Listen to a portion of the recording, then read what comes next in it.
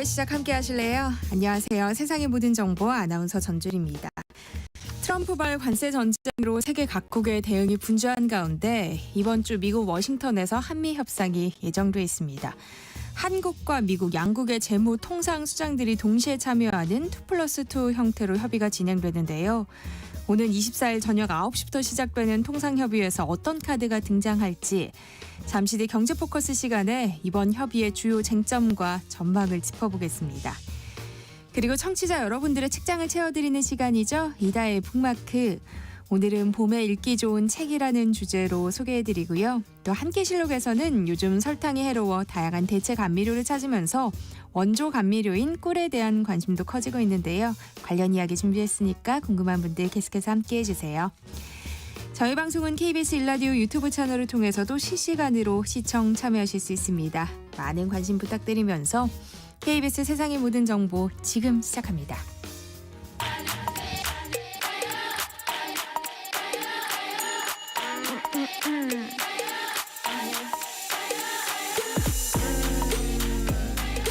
혹시 뉴스 빠뜨리셨나요? 한낮에 전해진 소식들 꼼꼼히 정리해드리겠습니다. 오늘의 뉴스 조현정 시사평론가와 함께합니다. 안녕하세요. 네, 안녕하세요. 네, 오늘 오전에 발생한 서울 봉천동 아파트 화재 사고부터 짚어볼까요? 사망자가 나온 데다가 방화 사건으로 좁혀지면서 큰 충격을 주고 있어요. 네, 서울 관악구 봉천동의 한 아파트입니다. 이 부상자 숫자가 조금 다르게 매체마다 나오고 있는데 소방당국 현장 브리핑으로는 1명 사망, 6명이 중경상 입었습니다. 그런데 이 사망자가 지금 용의자, 방화 용의자였던 것으로 파악이 됐어요. 유서에는 어머니께 미안하다 이렇게 남겨둔 것으로 알려졌는데 먼저 좀 불이 난 시간부터 보면 오늘 오전 8시 17분쯤이었습니다. 아파트는 지상 21층에 지하 2층 높이 아파트고요. 이곳 4, 5층 두 개의 호실에서 동시에 화재가 발생했는데 부상자 중에 2명이 추락했습니다. 한 명은 전신 화상 입은 것으로 알려졌고요. 나머지 부상자는 연기 흡입 때문에 호흡 곤란을 호소하고 있는 것으로 확인이 됐고요. 그 60대 남성이 오토바이를 타고 와서 농약 살포기에다가 시너등을 넣어서 방화를 했다는 목격자 진술이 있었고요. 맞은편 아파트에서 폭발 소리 들었다는 신고도 접수가 됐었습니다. 화염 방사기를 써서 방화한 것으로 지금 추정을 하고 있고 그런데 이 아파트만이 아니라 화재 직전에 또 다른 아파트 주변에 있던 또 다른 아파트에서도 비슷한 신고가 접수됐었어요. 한 남성이 불을 지르고 돌아다니고 있다. 이렇게 또 접수가 돼서 경찰에서는 동일범 소행인지 여부도 조사 중인 상황이고요. 경찰 지금 기동 순찰대 177명 전원 배치해서 현장 안전조치 지원하고 있습니다. 네, 대선 레이스가 본격 시작되면서 정당마다 TV 토론회와 경선 투표 등을 진행하고 있는데요. 먼저 더불어민주당 진행 상황부터 보면 반전 없이 이재명 예비후보 독주 체제로 가는 모습이에요. 네. 어차피 대통령은 이재명 하던 게 그 어대명이란 말이었잖아요. 네. 그 어대명을 넘어서 이제는 구대명이라는 말이 나옵니다. 90% 득표율이라는 건데요. 그 권리당원 전국 대의원 투표로 지금 경선 진행하고 있어요. 근데 이재명 후보가 먼저 충청권 경선에서 88.15%, 그러니까 88% 넘더니 영남권에서는 90%를 넘깁니다. 그렇게 해서 누적 득표 89.56%에 달합니다. 이건 정말 뭐 과거 사례하고 비교를 해도 역대 최고치 득표율이고요. 아직 뭐 표가 제일 많이 있는 수도권 순회 경선도 남아있고 또 전체 절반 비율로 또 반영을 할 국민선거인단 일반 여론조사가 남아있기는 한데 그렇다고 뭐 별일이 없으면 대세론이 갑자기 확 꺾이지는 않을 전망이고요. 이런 배경에는 사실 민주당의 그동안의 과정들, 이재명 대표 체제로 접어들면서 그 당원들 자체가 이제 친명 성향으로 대거 재편이 됐고 비명계세는 반대로 위축이 된 효과를 보는 것 같습니다. 그러면서 또 민주당 안에서는 지난번에 이낙연 당시 후보와의 그런 뼈아픈 기억을 우리가 다시는 되풀이해서는 안 된다. 그런 분위기가 있는 거죠. 그러니까 경쟁 과열이 어떻게 보면 뭐 분위기를 달굴 수는 있겠지만 너무 큰 상처를 내면 정권을 내주는 결과를 줄 수 있다. 그리고 특히 이번에는 거리 선거이다 보니까 그 전에 계엄과 탄핵이라는 그런 정중한 정국에서 내부 총질은 삼가자라는 공감대가 이루어져 있는 것으로 해석이 되고요. 그런가 하면은 지금 이재명 후보 말고 나머지 두 후보 득표율이 너무 낮은데 지금 상황에서 이재명 후보 측이 이 두 후보 향해서 뭐 비판적 메시지를 딱히 낼 필요도 없는 그런 상황이에요. 그래서 이 후보로서는 통합에 더 집중할 것으로 보여지고, 다만 민주당에게 한 가지 고민이 있다면 뭐 흥행이겠죠. 왜냐면 뭐 뻔히 예상되는 결말에 사람들이 그렇게 관심을 가져주진 않을 거니까요. 네. 그래서 이재명 후보로서는 뭐 잃을 것도 없지만 딱 얻을 것도 없다는 경선이 되고 있다는 평가가 나오는데, 그렇다고 뭐 또 굳이 그 뭐 그런 걸 위해서 비방전으로 자극적으로 갈 필요도 없어 보입니다. 네, 국민의힘은 첫 TV 토론회를 열었는데요. 어떻게 정리해 볼 수 있을까요? 혹평이 쏟아지고 있습니다. 원래 그 8명 후보니까 조를 2개로 짰잖아요. A조에 김문수, 안철수, 양양자, 유정복 후보 있고, B조에 나경원, 이철호, 한동훈, 홍준표 후보 이렇게인데요.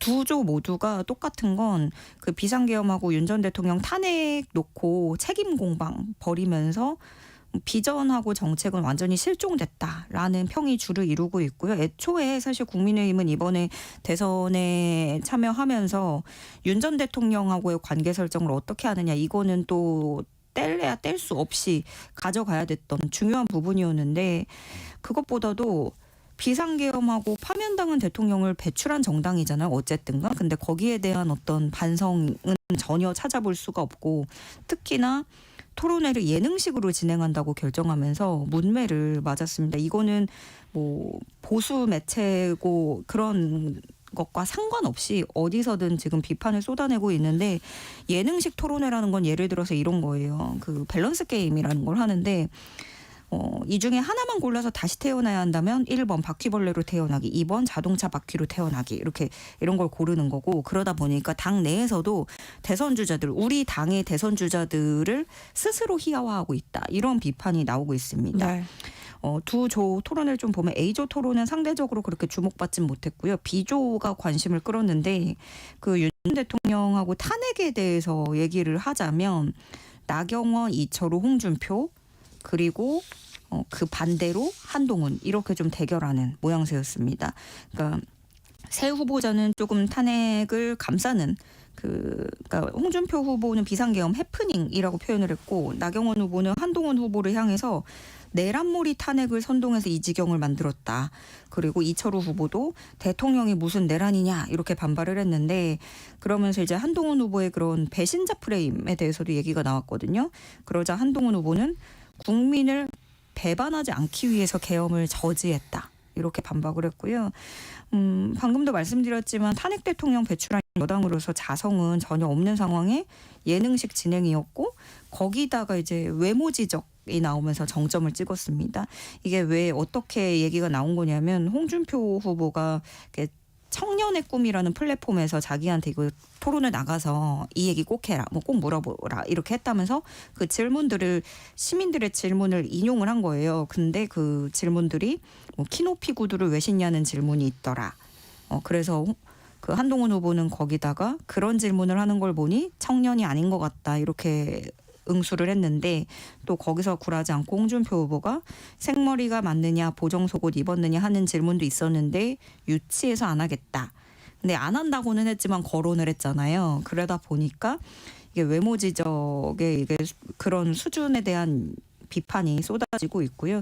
그런가 하면 원래 그 민주당에서 진보 진영에서 한창 나오던 그 국회의사당을 세종으로 옮기겠다, 여기에도 이제 뭐 당 차원에서도 얘기가 나왔어요. 권영세 국민의힘 비대위원장이 국회 세종시 때 열겠다면서 여의도 의사당 부지는 광장으로 쓰겠다라고 밝히기도 했는데요. 이런 소식들이 이제 정치권에서 너나 할 것 없이 좀 세종으로 가겠다라는 움직임이 보여지면서 충청권 중심에서 활동하는 그 건설사, 그쪽을 기반으로 하고 있는 건설사들의 주식이 일제히 오르기도 했습니다. 출마설이 불거지던 한덕수 대통령 권한대행이 외신과 인터뷰한 게 공개됐는데요. 대선 출마 여부를 놓고 노코멘트라고 대답을 하면서 대선 주자들의 갑론을박이 이어지고 있어요. 네, 영국 파이낸셜 타임스하고 인터뷰를 했는데요. 대선 출마 여부를 묻자 아직 결정하지 않았다, 노코멘트라고 답을 했어요. 근데 이 말은 안 나온다는 말은 아니잖아요. 그러니까 네. 정치권에서 해석이 엄청 불붙고 있는 거죠. 한덕수 대행이 출마하고 관련해서 공개적으로 자기의 입장을 밝힌 건 이번이 처음이기도 하고, 국민의힘에서는 한동안 좀 선을 긋는 듯 했지만 어쨌든 이 발언은 한덕수 출마론에 다시 불을 붙이게 됐습니다. 그래서 국민의힘 안에서 나경원 후보 같은 경우에는 한대행의 행보가 아쉽다. 좀 더 당당해야 된다라면서 좀 불만이 드러났고요. 민주당의 이재명 후보 같은 경우에는 그분의 노코멘트에 대해서는 저도 노코멘트한다. 이렇게 말을 좀 아끼는 분위기도 있었습니다. 근데 한덕수 대행의 행보를 보면 완전 광폭 행보예요. 어제는 교회에 갔거든요. 근데 얼마 전에도 미국 CNN하고도 인터뷰했었고 이번에 영국 파이낸셜 타임스 인터뷰하고 지역별로 자동차 공장 갔다가 조선업계 방문하고 어제 서울 명성교회 여기 부활절 예배를 갔는데 명성교회라고 하면 되게 대형 교회고 예전에 윤석열 전 대통령, 홍준표 당시 자유한국당 대선 후보, 최근에 나경원 후보가 방문한 장소입니다.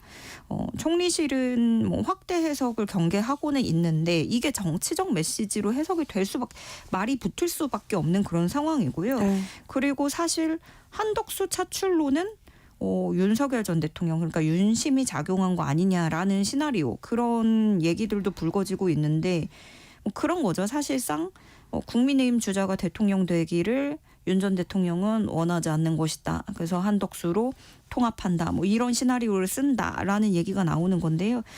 민주당은 공세를 펼치면서 대통령 권한대행이란 자리를 대통령 후보가 되기 위한 징검다리 쪽으로 여기는 인식은 한덕수 총리가 권한대행 자리에 단 하루도 앉아 있으면 안 될 사람임을 입증하는 것이라면서 국민 앞에 사죄하라고 밝혔습니다. 네, 하나주 교양 파트너 지금 여러분께서는 세상의 모든 정보와 함께하고 계십니다. 윤석열 전 대통령의 내란 혐의 두 번째 재판이 오늘 진행 중인데요. 오늘은 재판 사진이 공개됐죠. 네. 재판부가 두 번째 공판부터는 법정 내 신청 해서 촬영을 받아들였죠. 그래서 피고인석에 앉은 모습이 처음으로 공개가 됐습니다. 여전히 그 빨간 넥타이 하고 나타났고요. 다만 지정된 장소에서만 촬영이 가능하고 재판 시작 전에 그리고 생중계는 불가능합니다. 그리고 이번에도 포토라인은 피하게 됐는데 서울고법이 지하주차장 통해서 출입하게 허가를 해줬기 때문에 이번에도 그렇게 자동차로 지하주차장으로 들어갔고요. 오늘은 그 조성현 육군 수방사 제1경비단장 김영기 특전사 1특전 대대장에 대해서 윤 전 대통령 측의 반대 신문이 이루어지는데 이 조성현, 김영기 두 사람이 지난 첫 번째 공판 때 의원들을 끌어내라는 지시를 받았다 이런 증언을 했었거든요. 네. 그리고 여기에 이제 반발을 할 것이고 윤 전 대통령 측이 신문 순서에도 그 당시에 첫 번째 재판 때 문제를 제기했었어요. 신문 순서가 이게 고위급 증인들부터 신문을 해야 되지 않겠느냐. 그래서 나는 첫 공판 때에는 반대 신문 하지 않겠다 거부를 했었거든요. 그래서 오늘은 이제 반대 신문을 해야 되는 거고. 근데 첫 번째 공판 때 아시다시피 윤 전 대통령이 직접 발언을 1시간 반 넘게 했었잖아요. 그래서 오늘도 적극적으로 나설지 여부에 관심이 쏠리고 있습니다.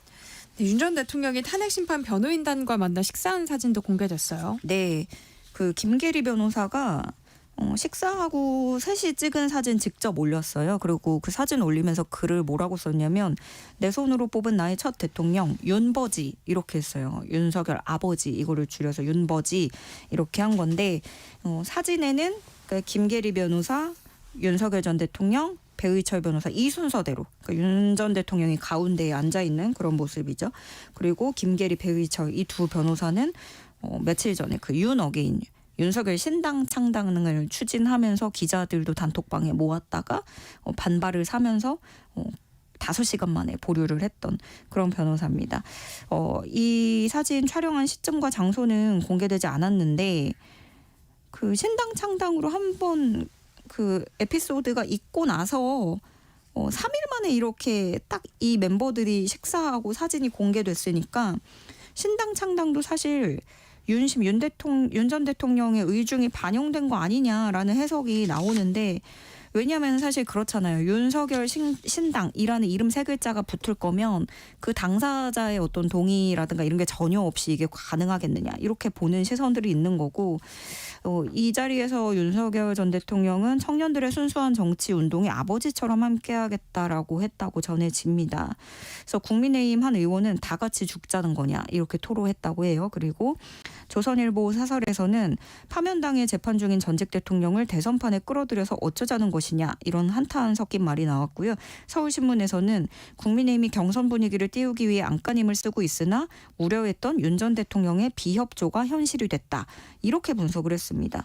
이런 말들에서 볼 수 있듯이 국민의힘이 굉장히 곤란해졌어요. 그러니까 어떤 말이 나오냐면 관저에 있을 때도 참모들이 좀 말리기는 힘든 캐릭터긴 했지만 그래도 같은 공간에 있는데 사저 생활부터는 정말 이거는 뭐 방법이 없다라는 말도 나오고 익명의 한 의원은 우리 후보들이 애를 쓰고 있는데 윤 전 대통령이 윤석열 대 이재명으로 무덤을 파고 있다. 뭐 이런 불만도 내고 있습니다. 이 와중에 국민의힘은 전광훈 목사도 난제예요. 전광훈 목사가 며칠 전에 8명의 국민의힘 후보가 광화문하고 가까이 하지 말라고 계속 발광을 떨고 있다. 그래서 나는 대통령 선거에 출마하겠다. 국민의힘이 윤 전 대통령 탈당시키면 자유통일당에 모셔오겠다. 이런 발언을 했거든요. 그래서 국민의힘은 이 사태를 두고 적전 분열은 전과 사범 이재명 대통령 만들어주는 일이다. 이것은 역사에 돌이킬 수 없는 큰 죄를 짓는 것이다. 이렇게 당 차원에서도 비판하고 있습니다. 네. 오늘의 뉴스 조현정 시사평론가와 함께했습니다. 고맙습니다. 네, 고맙습니다.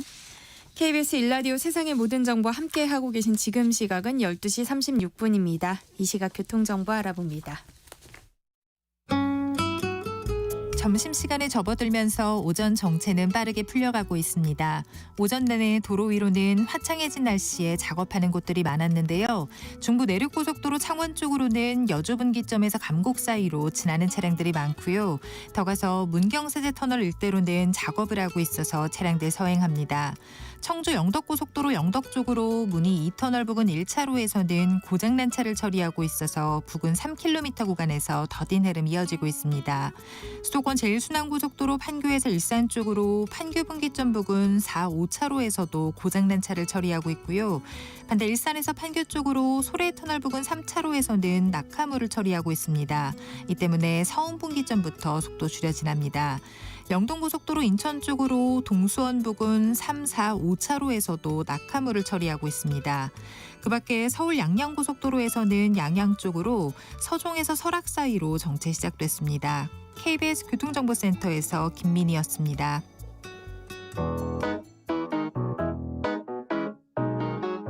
세상의 모든 정보는 청취자분들의 관심과 참여를 기다립니다. 방송 들으시면서 궁금한 점이 있거나 의견 공유하고 싶은 분들 계시면 문자 보내주세요. 추첨을 통해 모바일 쿠폰 보내드리겠습니다. 참여하실 번호는 샵 9730이고요. 짧은 문자 50원, 긴 문자 100원의 이용료가 부과됩니다. 콩 게시판을 통해서는 무료로 참여하실 수 있고요. KBS 1라디오 유튜브 채널을 통해서도 실시간으로 시청 참여하실 수 있습니다. 네, 이번 주 한국과 미국의 관세 협상이 시작됩니다. 최상목 기획재정부 장관, 안덕근 산업통상자원부 장관이 동시에 미국을 방문해서 미국의 재무장관, 무역대표부 대표와 2+2 형식의 고위급 회담을 가질 예정인데요. 전방위 압박에 나서는 미국을 상대로 우리의 국익을 얼마나 지킬 수 있을지, 무역 슈퍼위크일지도 모를 이번 주 회담, 경제포커스 KBS 김준범 기자와 함께 전망해 보겠습니다. 어서 오세요. 네, 안녕하세요. 네, 이번 주 며칠쯤 한미 관세 협상이 시작되는 거예요? 오전에 정확한 시간이 나왔습니다. 한국 시간으로 24일 이번 주 목요일 밤 9시, 미국 시간으로는 24일 오전 8시에 우리는 최상목 경제부총리 그리고 안덕근 산업부 장관 2명, 미국은 스콧 베센트 미국 재무장관, 그다음에 제이미슨 그리어 미국 무역대표부 대표, 이렇게 2명 대 2명, 뭐 2+2, 뭐 2 더하기 2, 어쨌든 2대2 회담이 열리고요. 그 회담 끝나고는 바로 또 안덕근 산업부 장관이랑 제이미슨 그리어 미국 무역대표부 대표, 그 양쪽의 통상대표의 책임자들이 연쇄회담을 이어간다. 그래서 뭐 단순히 상견례를 가볍게 하는 그런 회담은 아니고 바로 1차 회담부터 밀도 있게 어떤 걸 주고받을지를 토의하는 그런 협의가 이번 주부터 속도감 있게 진행이 될 것 같습니다. 보통 이런 좀 양국 간의 골치 아픈 문제가 있으면 대체적인 이제 외교의 의전은 이래요. 그러니까 기본적으로 실무자들이 좀 만나고, 그렇죠. 좀 안건을 좁힌 다음에 약간 중간 책임자가 만나고, 그 다음에 또 책임자가 만나고 이런 식으로 가는데, 뭐 트럼프 대통령, 특히 트럼프 행정부는 늘 그런 걸 싫어하죠. 그래서 한 방에 탑다운, 그 위에서 바로 만나서 정해버리고 밑에서 나중에 협의하는 그런 실무적인 협의를 하는 걸 좋아하는데 이번에도 뭐 대통령급은 아니지만 우리나라 경제부총리는 경제수장인 거고요. 그다음에 스콧 베센트 미국 재무장관도 미국의 경제 관료 중에는 가장 최고위자니까 그러니까 경제수장들이 바로 첫 회담부터 관세 협상을 시작한다. 이제 그렇게 볼 수 있습니다. 그만큼 속도를 내서 협상을 빨리 하자는 것 같은데 네. 한국과 미국 양쪽 중에 어느 쪽에 더 속도를 내고 있는 건가요? 누가 더 급할까요? 뭐 국력의 차이로는 당연히 우리가 훨씬 작은데 네. 당연히 미국이 훨씬 센 나라인데 지금 급한 나라는 미국인 것 같습니다. 네. 지금 뭐 미국이 뭐 우리 급해 이렇게 발표하지는 않지만 전반적인 돌아가는 상황이 그러한 강한 뉘앙스를 풍깁니다. 자, 원래 이번 주에는 최상목 경제부총리는 관세와 관련해서 미국 측을 만날 계획이 전혀 없었어요. 원래는 워싱턴에 이제 방미하는 일정은 잡혀 있었는데 어떤 일정이었냐면은 G20 주요 20개국 재무장관 회의가 미국 워싱턴에서 열립니다. 그건 1년에 4차례씩 각국의 재무장관들이 만나서 뭐 금리라든지 환율이라든지 그러니까 세계에서 가장 잘 사는 20개 나라가 금리와 환율에서 어떻게 좀 협의를 하자 이런 것들을 일반적인 회의를 하는 자리거든요. 그 일정으로만 미국을 방문할 예정이었는데 최상목 경제부총리가 미국 재무부에서 연락이 왔습니다. 오는 김에 스콧 베센트 그러니까 미국 재무장관 그 양쪽이 이제 격이 맞는 거죠. 양쪽 다 경제수장이니까 스콧 베센트 재무장관과 최상목 경제부총리가 만나서 통상으로 논의를 하자라고 먼저 제안을 해왔습니다. 사실 그래서 우리 입장에서는 이렇게 빨리 만날 이유가 없었는데 미국이 빨리 2대2로 만나자라고 요청을 해왔고 그러면서 이제 우리가 약간 끌려가는 느낌으로 이제 어떤 회의 일정 그런 안건들이 잡혔고 사실 지금까지는 이 미국 관세 이슈가 터진 이후에 이 관세와 관련된 미국과 모든 협상은 통상 라인 그러니까 산업부 우리로 치면 산업부가 그 협상을 전담해 왔는데 거기만 가지고 얘기하면 안 되겠어. 양쪽 경제 수장들까지 숟가락을 얹자 참여하자라고 해서 이번에 미국의 요구로 재무장관들끼리 끼어들게 됐기 때문에 이제 그런 상황을 보면 아무래도 지금 속도의 협상을 내자라고 채찍질을 하는 것은 급한 것은 미국인 것 같다라고 해석하는 건 무리가 없는 것 같습니다. 네. 근데 초반에만 봐도 온갖 관세를 막 폭탄식으로 쏟아내면서 기세 등등했던 미국이잖아요. 네. 근데 갑자기 좀 분위기가 달라졌어요. 왜 그런 거예요? 뭐 큰 소리는 땅 쳐놨는데 일이 잘 안 되니까 이제 그런 것 같은데요. 보통 우리가 뭐 집에서도 예를 들어서 뭐 집에 물이 샌다. 그럼 집에 있는 아빠가 야 나만 믿어. 내가 다 고칠게. 그래서 막상 손을 댔는데 물이 샜던데 화장실도 새고 싱크대 새고 이렇게 새기 시작하면 참 민망해지잖아요. 네. 그러면 바로 이제 엄마가 말하죠. 자만하지 말고 전문가 불러라. 이렇게 하게 되지 않습니까? 그런 상황인 것 같습니다. 그러니까 우리가 4월 2일에 트럼프 대통령이 상호 관세를 발표했죠. 전 세계 네. 180개국에 모두 관세를 매긴다고 발표하고 그날 발표한 게 한국이 25%, 뭐 일본은 24%, 유럽은 20%, 뭐 타이완은 12% 엄청난 관세를 전 세계 모든 나라에 때리겠다고 발표했고 발표만 하면 모든 나라가 수그리고 들어와서 모든 게 해결될 거야라고 적어도 자국 안에서는 트럼프 대통령은 미국 국민들에게는 그런 메시지를 줬어요. 이제 그 이후에 근데 상황을 복귀해 보면 뭐 미국 초대하시는 서학기미 분들 잘 아시겠습니다만 미국 주가가 대폭락을 했고요. 사실 주가까지는 어느 정도 예측이 됐습니다. 근데 미국의 채권, 네. 미국 정부가 찍어내는 미국 국채 금리가 갑자기 튀었습니다. 자, 국채 금리가 오른다는 것은 무슨 의미냐면 아마 세상에서 가장 안전한 자산 하나를 꼽아라. 그러면 모든 사람들이 입을 모아서 미국 국채를 고를 겁니다. 왜? 아무리 다른 나라가 망해도 미국은 망하지 않을 것이고 그렇기 때문에 미국 기업도 아니고 미국 정부가 찍어낸 국채는 가장 안전할까라고 믿는 게 다 모두를 동의하는 부분인데 그런 미국 국채를 금리를 4% 쳐줄 때는 안 사고 4.5%, 5%를 쳐줘야 금리를 더 쳐줘야 산다는 거는 시장 투자자들이 미국이 진짜 믿을 만한 나라인가? 네. 미국 정부가 괜찮나? 내가 미국 정부에 돈을 빌려줘도 돈을 받을 수 있나? 이런 의심을 한다는 거거든요. 그러니까 금리를 더 쳐주는 거죠. 그러다 보니까 그 미국 국채 금리가 튀니까 트럼프 대통령이 바로 입장을 바꿨습니다. 그래서 우리 다 아시다시피 90일 동안 관세를 유예를 하겠다. 그리고 90일 동안 협상을 하자라고 나왔고 그러니까 4월 2일에 트럼프 대통령이 뭐 속칭 큰 소리를 땅 쳤는데 4월 중순부터 주가 빠지고 채권 흔들리고 하다 보니까 트럼프 대통령이 미국 안에서도 입지가 흔들렸고 미국의 기업인들도 굉장히 많은 반발을 했어요. 그러다 보니까 트럼프 대통령이 약간 좀 몰리는 처지가 됐고 그래서 이제 협상 국면으로 전환이 됐고요. 근데 90일 동안 협상한다는 게 어떻게 보면은 긴 기간 3달 정도니까 긴 기간일 수도 있는데 아까도 말씀드렸지만 상호 관세는 180개국에 다 매긴 거예요. 90일 동안 석 달 동안 180개국과 협상을 해서 성과를 낸다는 것은 사실 불가능한 얘기입니다. 아무리 미국이어도. 네. 그렇기 때문에 현재로서는 첫 번째 1호 협상 결과가 누구보다 급한 사람이 트럼프 대통령입니다. 그러다 보니까 지금 속도를 내면서 우리나라한테도 빨리빨리 들어와, 빨리빨리 협상하자 이렇게 이제 급한 티를 내는 게 아닌가 이제 그렇게 보입니다. 유럽연합, 일본이랑은 이미 지난주부터 관세 협상을 시작했어요. 예, 순서로 치면은 유럽연합이 1번 타자로 협상이 시작이 됐고요. 일본도 지난주에 2번 타자로 협상이 됐고 우리가 3번 타자로 이번 주에 들어가는 겁니다. 지금 아까도 말씀드렸지만 180개국과 90일 동안 다 협상을 해서 다 성과를 낸다는 건 현실적으로 불가능하기 때문에 미국 정부 스스로도 우선순위를 정했습니다. 그래서 스콧 베센트가 미국 월스트리트 저널, 그러니까 외신과 인터뷰한 걸 보면은 일단 5개 나라와의 협상에 집중하겠다. 그러면서 영국, 일본, 한국, 호주, 인도 이 5개 나라를 꼽았어요. 이게 미국 입장에서는 전통적인 동맹국, 전통적인 우방국. 그러니까 우리랑 오랫동안 친했던 나라와 말이 잘 통할 것 같은 나라와 일단 협상을 시작을 해서 성과를 내보겠다. 그러면 미국 국민들의 어떤 반발 여론, 걱정 여론도 좀 줄지 않겠냐 이런 이제 전략으로 보이고 그래서 지금 우리나라가 이제 불려 들어가는 겁니다. 이번 주에. 그래서 목요일날 말씀드린 대로 만나는 건데 자, 그러면 당연히 미국은 테이블에 앉아서 뭐라고 하겠습니까? 빨리 협상하자. 너희 뭐 내놓을 거냐? 빨리 아마 속된 말로 막 쪼을 거예요.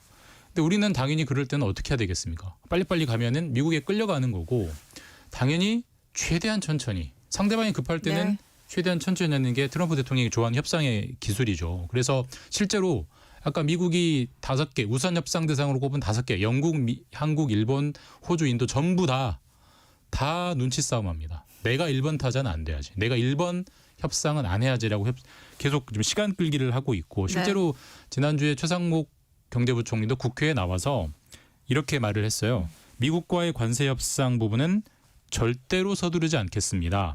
그리고 아주 최종적인 파이널한 결정은 새 정부에서 하시면 됩니다. 그러니까 지금 대선이 한 45일 정도 남지 않았습니까? 그러니까 한 달 한 보름 정도 남았는데 그때까지는 정확한 결론을 안 내겠다라는 이제 입장을 시사를 했어요. 이건 우리의 입장이죠. 네. 다만 미국이 계속 채근을 할 경우에 과연 그 입장을 계속 유지할 수 있을 것이냐는 역시 네. 좀 지켜봐야 되는 부분인 겁니다.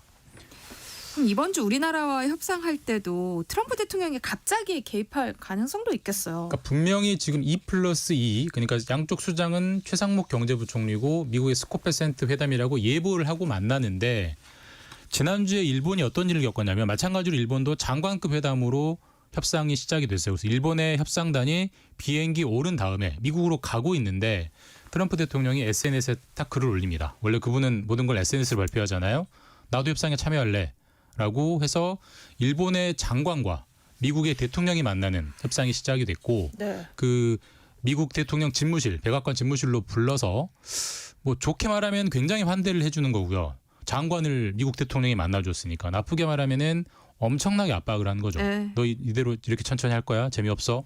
실제로 미국 그 대통령이 일본 장관과 만나는 것 자체도 이례적이지만 일본 장관에게 모자를 씌웠어요. 일방적으로. 무슨 모자를 씌웠냐면은 그 트럼프 대통령의 특유의 Make America Great Again, 미국을 위대하게라고 하는 빨간 모자를 일본 장관한테 씌웠어요.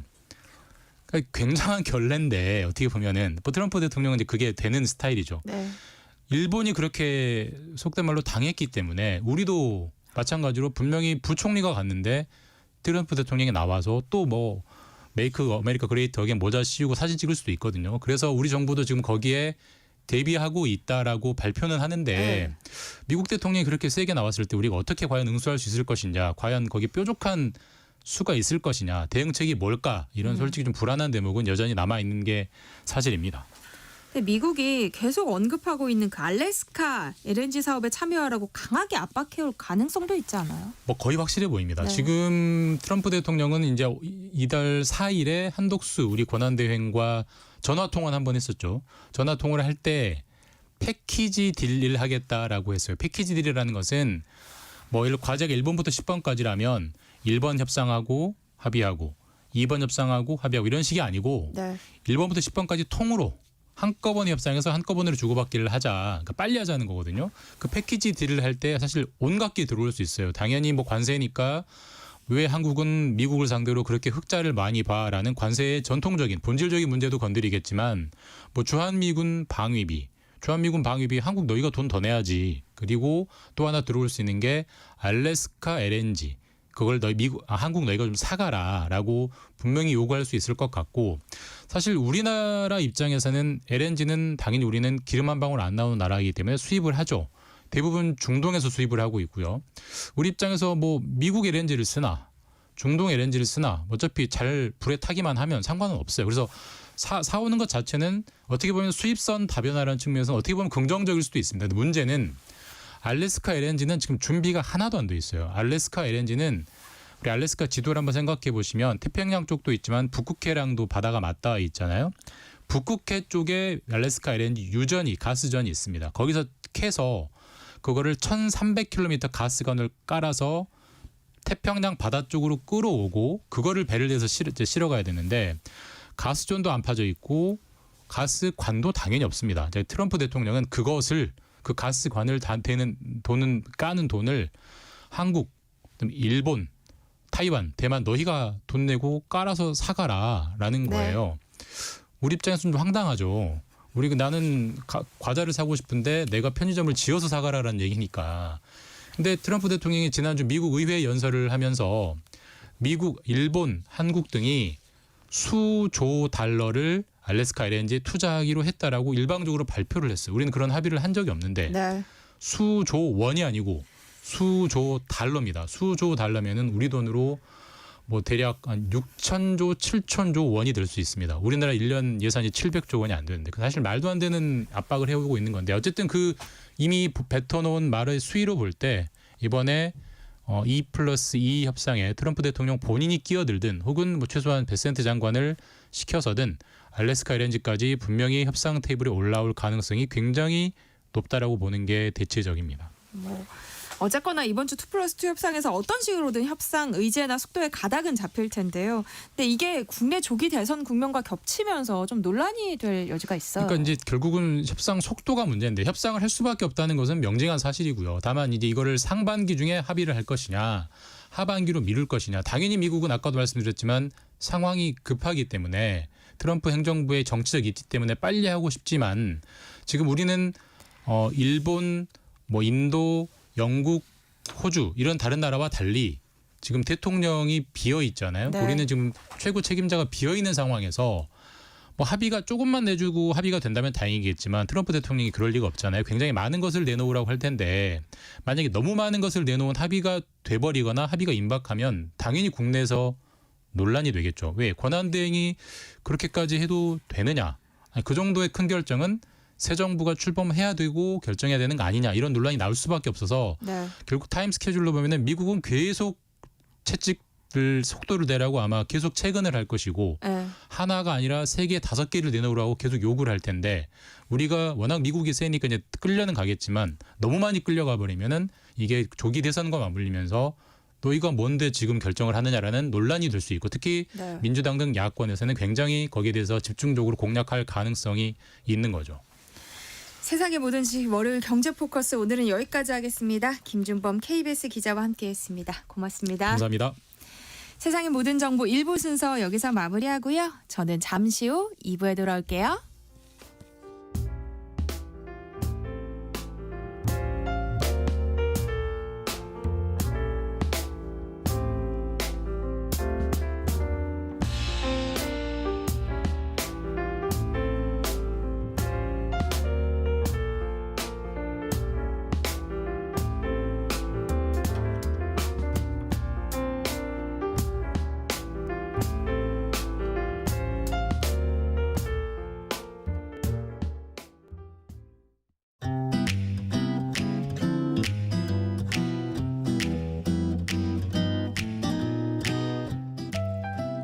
안녕하세요. 바른말, 고운말입니다.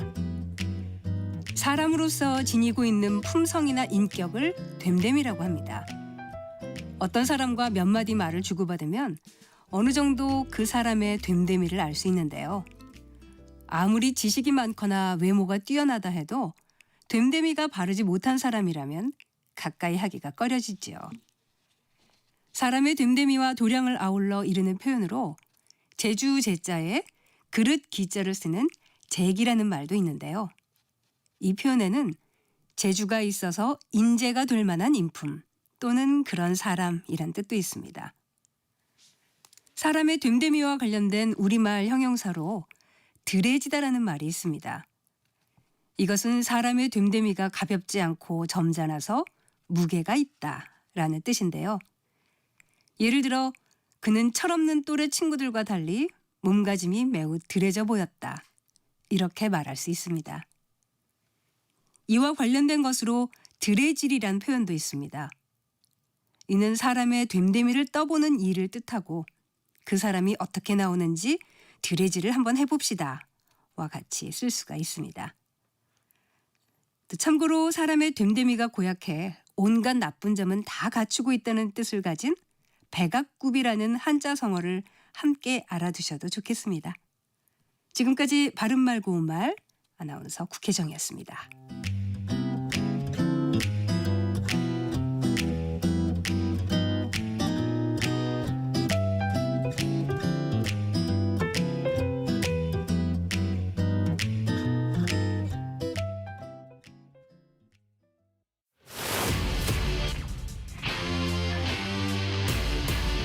토론에 정답은 없습니다.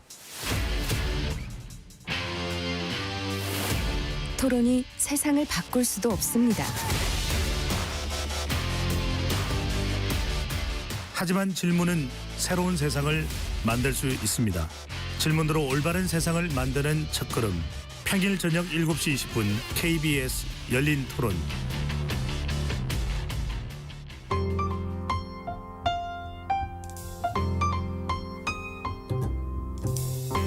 어떤 하루 보내고 계신가요? 눈코 뜰 새 없이 바쁘게 지나가는 한 주. 따뜻한 시선으로 하루를 마무리합니다. 당신을 위한 지식 쉼터. 오늘 밤 일라디오. 월요일부터 금요일. 매일 밤 10시 5분에 시작합니다.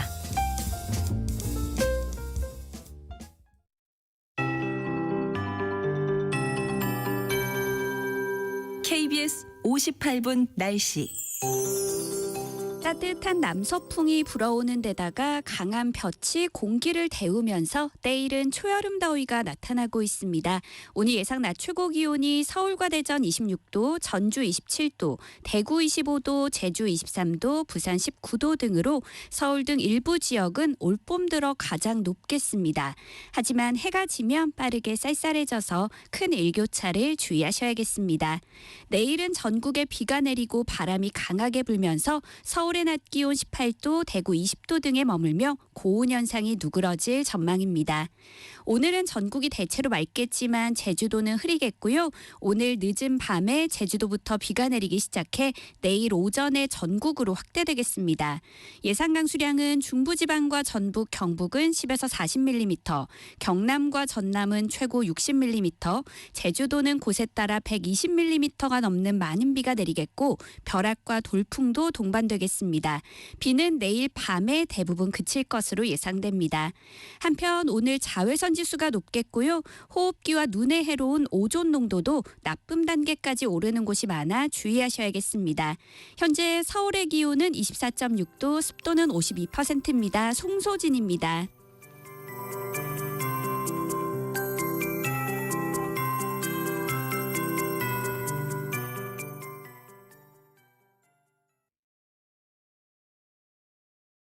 정성을 다하는 국민의 방송 KBS가 한시를 알려드립니다.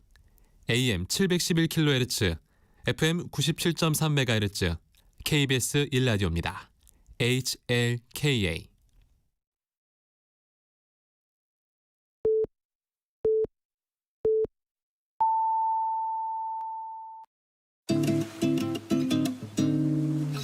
나른한 오후를 책임질 영양 만점 지식 비타민.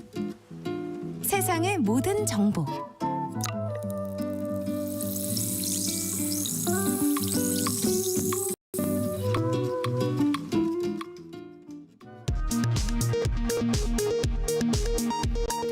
이 시각 라디오 정보센터 뉴스입니다.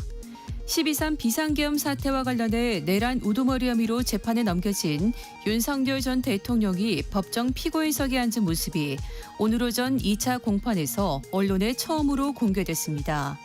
윤 전 대통령은 이번에도 법원 허용을 받아 지하 주차장을 통해 비공개로 법원에 들어갔습니다. 21대 대통령 선거가 40여일 앞으로 다가온 가운데 거대 양당의 대선 경선이 후반전에 돌입했습니다. 민주당은 국민의힘 경선 토론회가 내란 사과도 없이 민주당 비판만 이어져 한심한 수준이라고 맹비난했고, 국민의힘은 민주당 경선을 겨냥해 이재명 독주 체제가 가관이라고 날을 세웠습니다.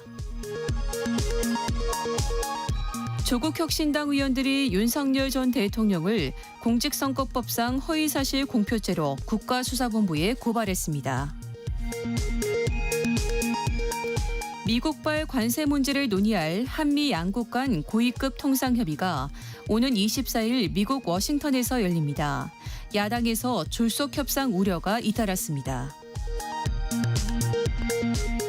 오늘 오전 서울 관악구 봉천동의 아파트에서 방화로 추정되는 불이 나 유력한 방화 용의자 60대 남성이 숨지고 주민 6명이 다쳤습니다.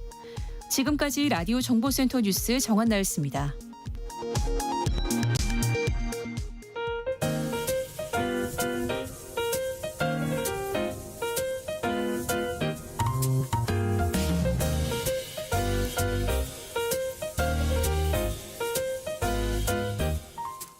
정신없이 바쁜 하루, 지금 우리 주변에서 벌어지고 있는 사건, 사고 소식들 한숨 돌리며 살펴보시죠. 하프타임 뉴스 임선우 뉴스캐스터와 함께합니다. 어서 오세요. 안녕하세요. 수도권 지하철 기본요금이 곧 오른다면서요. 네, 가뜩이나 요즘 월급 빼고 다 오른다 소리가 절로 나올 정도로 경기가 어려운데 서민의 발이 되어주는 지하철 요금마저 오르게 돼 지갑 사정을 더욱 팍팍하게 만들겠는데요. 이르면 오는 6월부터 수도권 지하철 기본요금이 150원 올라 1,550원이 되겠습니다. 왕복으로 따지면 3,000원이 넘어가네요. 네. 그간 난항을 겪었던 경기도 의회 요금 심의가 마무리되면서 이 서울시가 목표한 상반기 내 요금 인상도 현실화되는 모습인데요. 서울시와 경기도, 인천시, 한국철도공사 등이 이달 말 실무 협의를 할 예정이고, 경기도 소비자정책위원회만 추가로 거치면 행정 절차가 마무리됩니다. 경기도 역시 요금 인상 필요성에 공감하고 있어서 통과 가능성이 높은데, 요금이 오르게 되면 서울과 인천, 경기, 코레일 등 수도권 전철 전체 구간에 적용됩니다. 예초 조기 대선 때문에 하반기까지 미뤄질 가능성이 제기되기도 했지만 더 이상의 적자 상황을 지켜볼 수만은 없다는 판단이 선 걸로 보이는데요. 서울교통공사의 누적 적자는 지난해 말 기준 19조 원에 육박할 만큼 상황이 녹록지 않습니다. 사실 서울시는 이미 앞서 추가 인상을 야구했었습니다. 2년 전 서울 시내버스 요금을 300원 올리고 같은 해 지하철 요금을 150원 인상했는데, 당시 이듬해인 2024년 한 번 더 150원을 올리겠다 밝혔지만 정부의 물가 안정 기조에 맞춰 실제 이루어지지 않았고, 올해까지 밀렸지만 결국 경영난 해소를 위해 더는 미루지 못하고 요금 인상이 시급하다는 입장입니다. 상황은 이해가 가지만서도 지갑 사정 뻔한 요즘인데 이렇게 하나둘 안 오르는 것 없이 오르는 걸 보면 참 갑갑하기도 합니다. 네. 전국 장애인 차별철폐연대가 어제부터 1박 2일 농성에 들어갔어요. 네, 장애인의 날을 맞아 어제 해화역 일대에서 장애인 권리 입법 제정을 촉구하는 집회를 열고 1박 2일 노숙 농성을 벌였는데요. 출근길 지하철 탑승 시위에도 나섰습니다. 작년 4월 이후 1년여 만인데 오늘 아침 8시부터 지하철 4호선 해화역에서 출발해 9호선 국회의사당역까지 출근길 지하철 탑승 시위에 나섰는데요. 당시 현장에선 서울교통공사 직원들이 앞을 막아섰지만 참가자들 가운데 일부가 열차에 올라타기 위해 몸싸움을 벌이기도 했고, 또 일부 승객들은 거친 욕설을 내뱉는 등 승강장은 일순간에 아수라장이 되기도 했습니다. 시위 참가자들은 장애인 권리 약탈자 오세훈 시장 아웃, 권리 중심 중증 장애인 맞춤형 공공일자리 특별 제정하라 등의 피켓을 들고 장애인도 함께 살자 지하철 타게 해주세요라고 연신구호를 외쳤고요. 역사 안에는 불법 시위를 즉시 중단하고 퇴거하라는 안내 방송이 두석겨 나오기도 했는데 이 때문에 떠나려던 지하철도 문이 제대로 닫히지 않아 출발이 지연되기도 했고 또 9시부터는 20여 분간 지하철이 무정차 통과하는 등 출근길 혼란이 빚어져 시민들이 큰 불편을 겪었습니다. 앞서 전 장현은 2021년 12월부터 장애인 이동권 보장 등을 주장하며 서울 도심에서 시위를 이어오고 있는데요. 지난해 4월부터는 승강장에 들어눕는 이른바 다이인 방식의 시위를 하고 있는데 요구가 받아들여지지 않고 있다며 다시 행동에 나서고 있습니다. 군의관 후보생을 대상으로 한 강연에서 국내 의료체계 현실을 비판한 이국종 교수가 결국 고개를 숙였다고요. 네, 발단은 지난 14일 충북 괴산군 한 훈련소에서 군의관 후보생들을 대상으로 한 강연이었습니다. 당시 이국종 교수는 필수과 기피 문제며 의정 갈등 등 최근 의료계 현안에 대해 신랄하게 비판했는데요. 후배들한테 미안해서 해줄 말이 없다며 자신도 국방부에서 월급을 받는 입장이라 수락했다. 입을 연 이국종 교수는 작심 발언을 이어갔는데 당시 워딩을 그대로 옮겨보면요. 조선반도는 입만 터는 문과놈들이 해먹는 나라다. 한평생 외상외과에서 죽도록 일했는데 바뀌는 건 하나 없다. 내 인생 망했다. 같이 일하던 외상외과 윤한덕 교수는 과로로 죽었다. 너희는 저렇게 되지 말라 등의 발언을 한 것으로 알려졌고요. 의정 갈등에 대한 언급도 빼놓지 않았습니다. 병원으로 복귀한 의사들과 그렇지 않은 이들 간에 큰 다툼이 벌어질 것으로 예상했지만 그렇지 않았다는 취지의 말을 하면서 전공이 짠해서 벽에 통유리 바르고 에스컬레이터 만드는 병원이 돈 달라 하니 조선 아들 딸들이 수가 올리라 하면 말도 안 되는 취급하는 거 아니냐며 현행 의료체계 문제에서 대형 병원의 책임도 있다는 점을 지적하기도 했습니다. 해당 발언들이 알려지자 이국종 교수는 국방부 담당자에 연락해 사과의 뜻을 전한 것으로 알려졌는데요. 격려 차원이었지만 결과적으로 죄송하다는 뜻을 전했고 국방부도 이를 받아들여 이번 사안을 불문에 붙이기로 했습니다. 이를 본 일부 누리꾼들은요. 다른 사람은 몰라도 이국종 교수가 저러면 이해되는 기현상이다. 한반도에서 나라를 위해 희생하면 그 사람이 벌을 받는다 같은 반응을 보이며 고개를 끄덕이기도 했고요. 정치권에서도 반응들이 나왔는데 국민의힘 대선 경선 후보인 안철수 의원은 의대 정원 확대만으로 필수 의료 문제가 해결될 것이란 낙수 효과 논리는 무책임했다며 발언 취지에 공감했고 이준석 개혁신당 후보도 대한민국 DNA를 과학과 이성, 합리로 바꿔야 한다 말하기도 했습니다. 네. 필리핀에서 한국인 한 명이 총을 맞고 숨지는 사건이 벌어졌어요. 네, 현지 시간으로 어제 오후 1시쯤 필리핀 앙헬레스시 코리아타운에서 한국인 관광객 2명이 2인조 강도에게 습격을 당했는데요. 괴한들은 가방을 막무가내로 뺏으려 했는데 실랑이를 벌이다 총을 쏘고 순식간에 달아났습니다. 총에 맞은 한 명은 병원으로 옮겨졌지만 결국 숨졌다고 하는데요.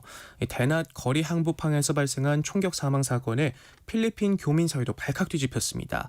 페이스북 등 각종 SNS에는 사건 당시 CCTV 영상과 사진, 목격담이 줄줄이 게시됐는데요. 그도 그럴 게 최근 필리핀에서 이런 총격 사건 비일비재하게 일어나고 있습니다. 불과 한 달여 전에도 마닐라 도심에서 거주하던 한국인 남성이 총에 맞아 숨졌는데 당시에도 오토바이를 탄 괴한들이 소매치기를 시도했다가 끝까지 저항하자 총을 쏘고 달아났고요. 또 지난 4일에는 자택에서 강도들에게 납치됐다 20일 만에 풀려나는 일도 있었습니다. 지난 2015년부터 10년 새 필리핀에서 발생한 한인 피살 사건 희생자는 총 38명인데 전체 희생자의 절반에 가까웠다고 하네요.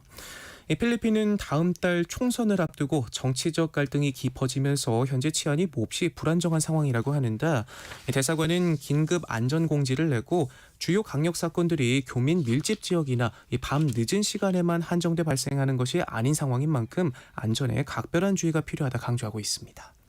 정부가 보조 배터리 관련 화재 대책으로 내놓은 비닐봉지 사용을 두고 논란이 커지고 있어요. 네, 최근 기내 보조 배터리 관련 지침들이 상당히 엄격해졌죠.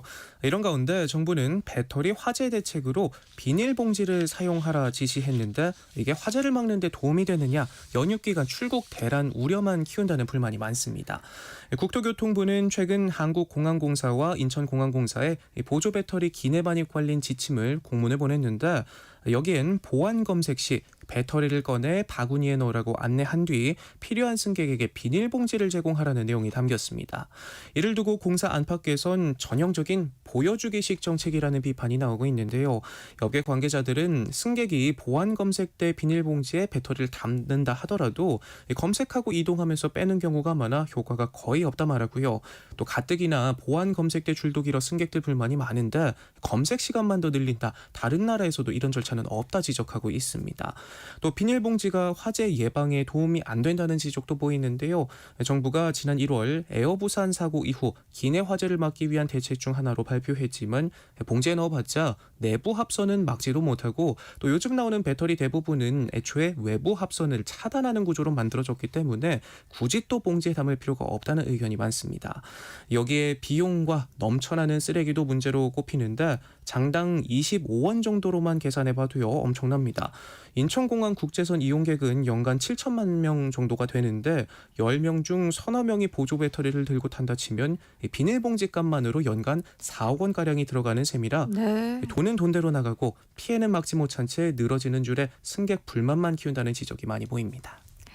내일은 지구의 날인데요. 전국 곳곳에서 특별한 이벤트가 준비돼 있다고요. 네, 내일 오후 8시부터 10분간 지구의 소중함을 알리기 위해 전국 곳곳에서 조명을 동시에 끄는 소등 행사가 열리는데요. 이번 행사는 말씀하신 55주년 지구의 날을 기념해 탄소 중립을 실천하고 환경 보전의 중요성을 알리는 캠페인입니다.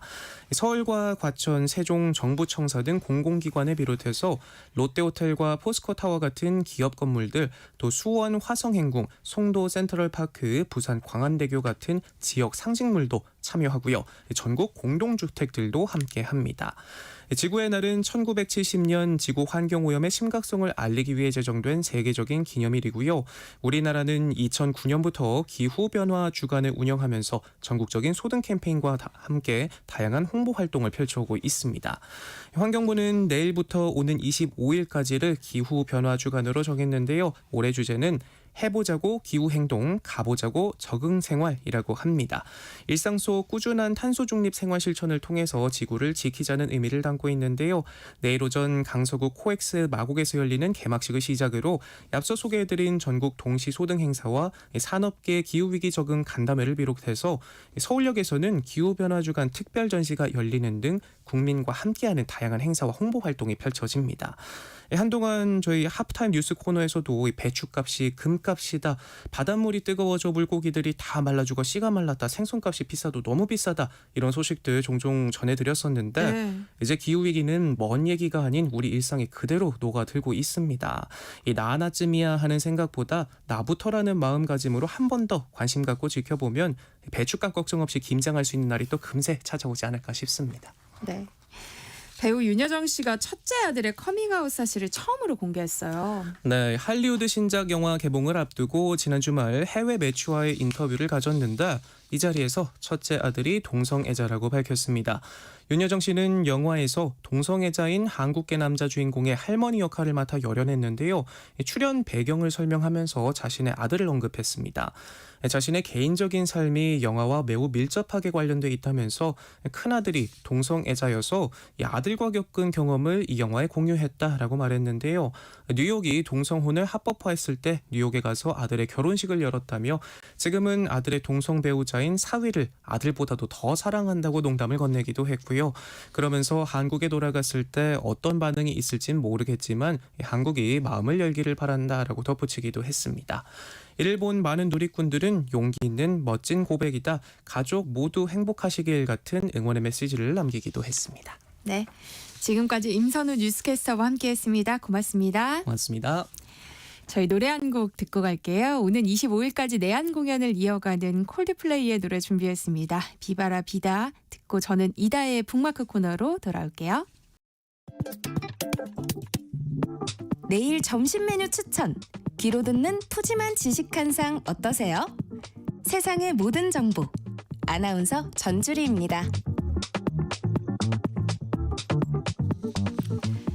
청취자 여러분의 책장을 알차게 채워드리는 이다혜의 북마크, 시내21 이다혜 기자와 함께합니다. 안녕하세요. 안녕하세요. 요즘 날씨가 좀 춥다가 엄청 다시 또 더워졌어요. 꽃들도 많이 피었고 이러다 그냥 바로 여름이 올 네. 것 같아요. 오늘은 봄에 읽기 좋은 책을 소개해 주신다고요. 네, 이번 주에 소개 안 하면 이제 여름에 읽을 책 소개해야 되는 타이밍이 네. 돼가지고 일단 요즘에 정말 날씨가 갑자기 좋아져서 어제 같은 경우는 정말 바깥에 나가서 그냥 하염없이 시간을 보내도 좋을 정도로 날씨가 좋았던 거예요. 네. 근데 이미 약간씩 더워지고 있기 때문에 맞아요. 아마도 한 달 정도 지나면은 여름에 읽는 책 이야기를 하는 게 하나도 이상하지 않을 것 같다라는 네. 생각이 듭니다. 일단 오늘 첫 번째로 이야기할 책은 야생의 위로라고 하는 책이고요. 부제가 산책길 동식물에게서 찾은 자연의 항우울제라는 겁니다. 그래서 코로나19 시기에 이 책이 굉장히 큰 사랑을 받기도 했었거든요. 자연을 버텨 살아가는 일의 중요성에 대해서 이야기하는 책입니다.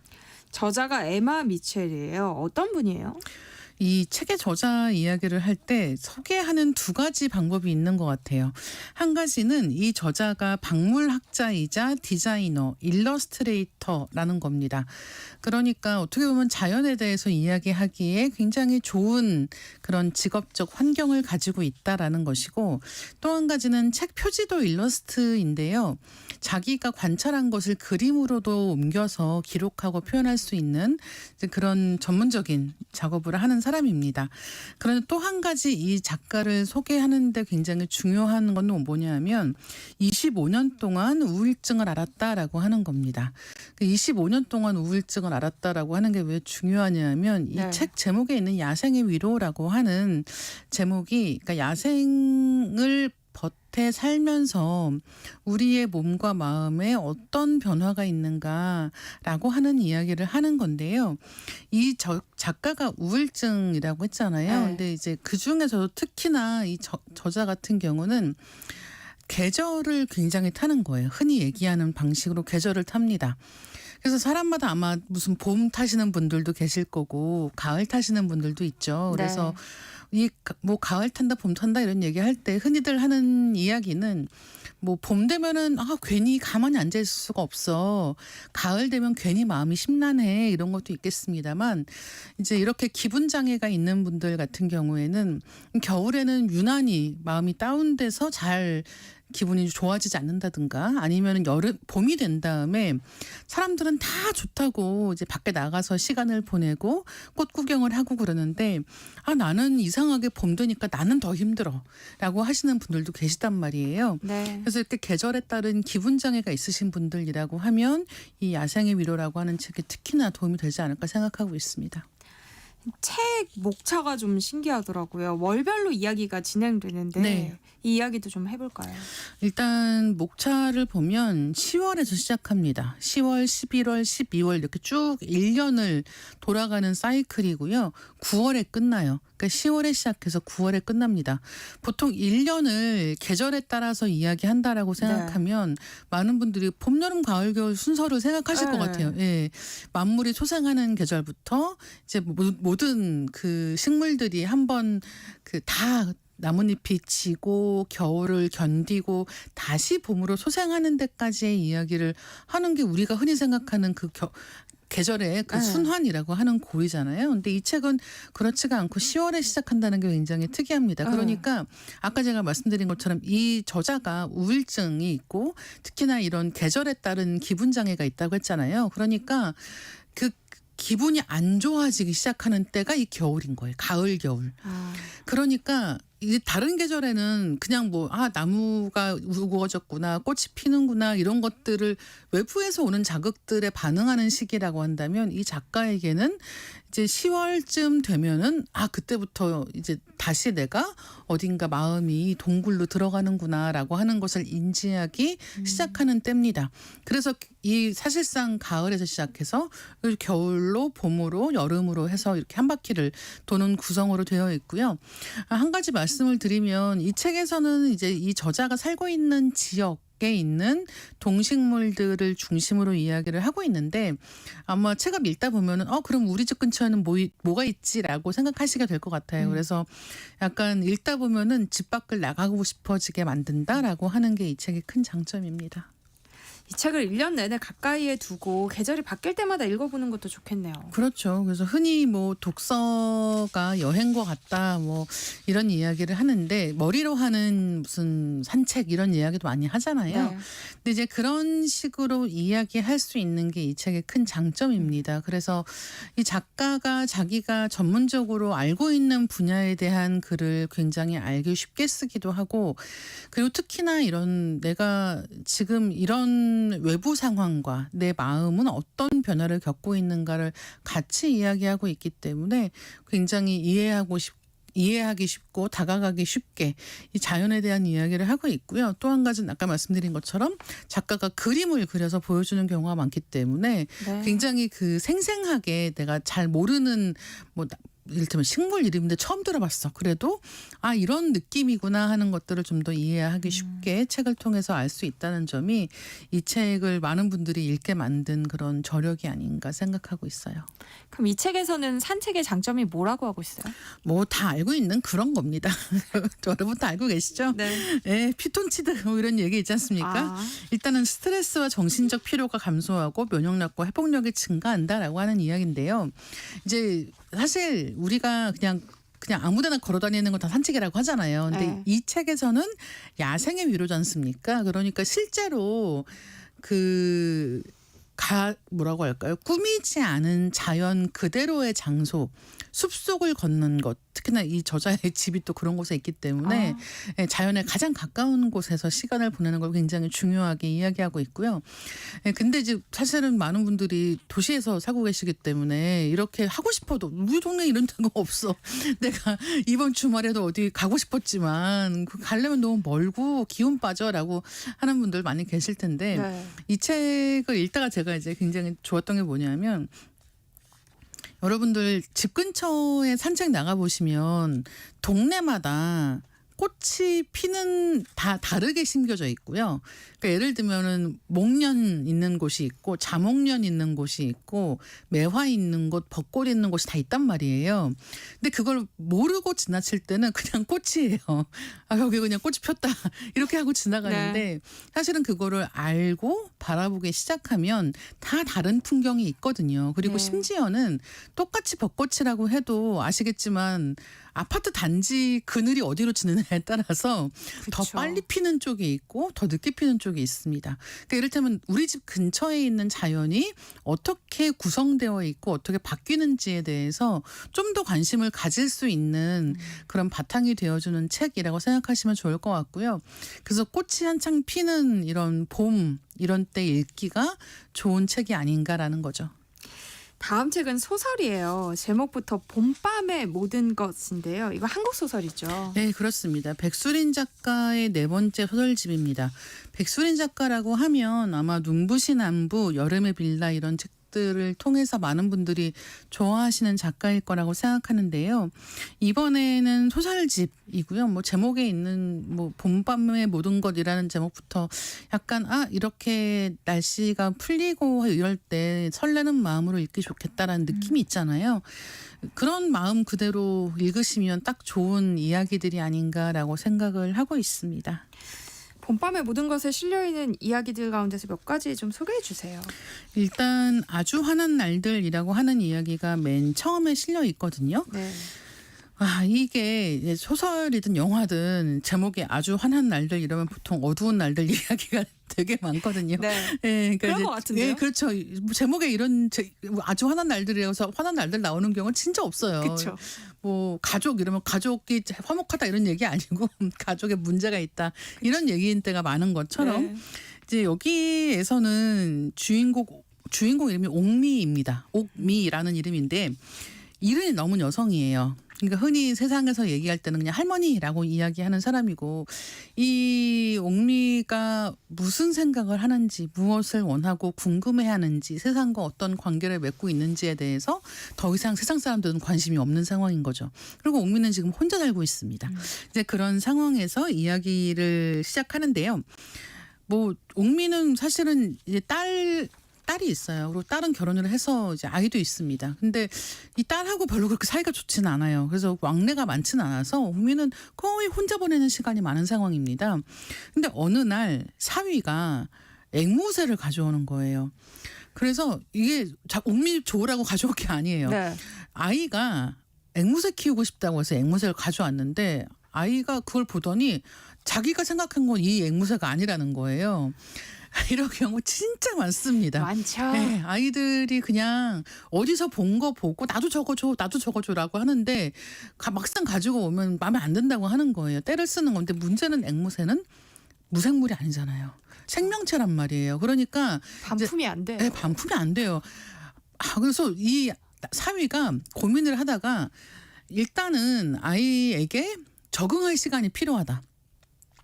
그러니까 네가 이렇게 생명체를 막 고를 수 있는 게 아니야. 그리고 원래 새는 이런 존재야 하는 것들을 알려주는 시간이 좀 필요한 것 같으니까 그때까지 어머니가 좀 맡아주세요라고 부탁을 하는 거예요.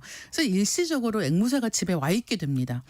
근데 그러면서 정말 뭐 이 주인공은 정말 자기가 원하지도 않았던 앵무새가 불청객처럼 집에 와 있잖아요. 그리고 앵무새는 생명체이기도 하지만 말도 하지 않습니까?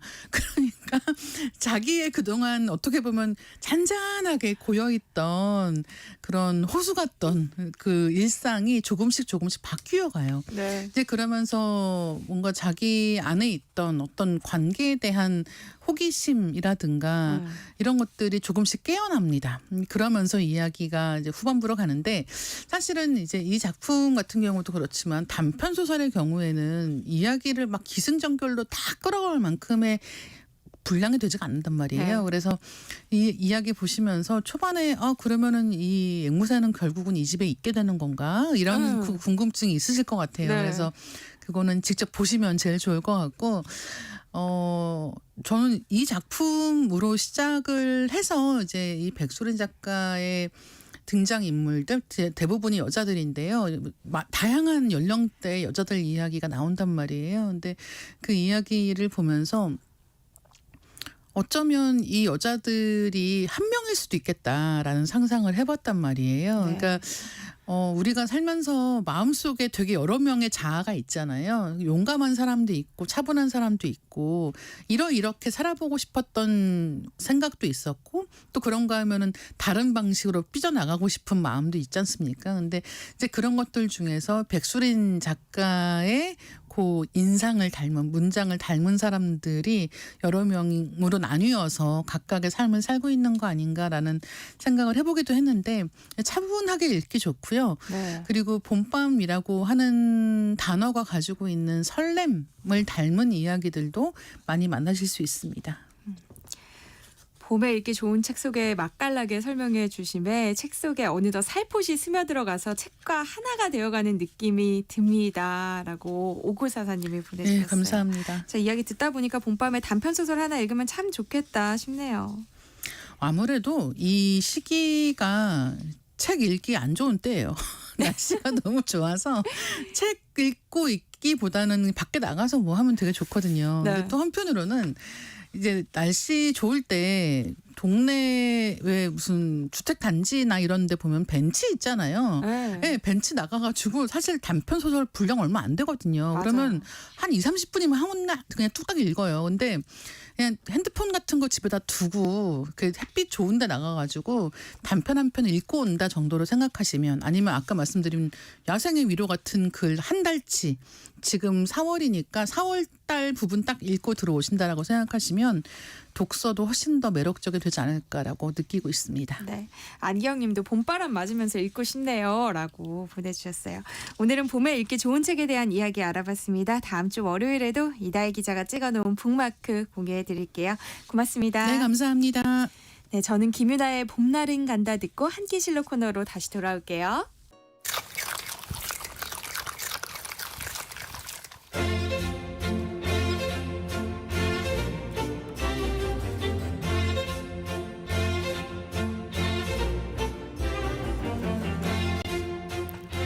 점심 식사 하셨나요? 오늘 먹은 점심 한 끼 그 안에 담긴 구구절절한 역사까지 맛보고 가시죠.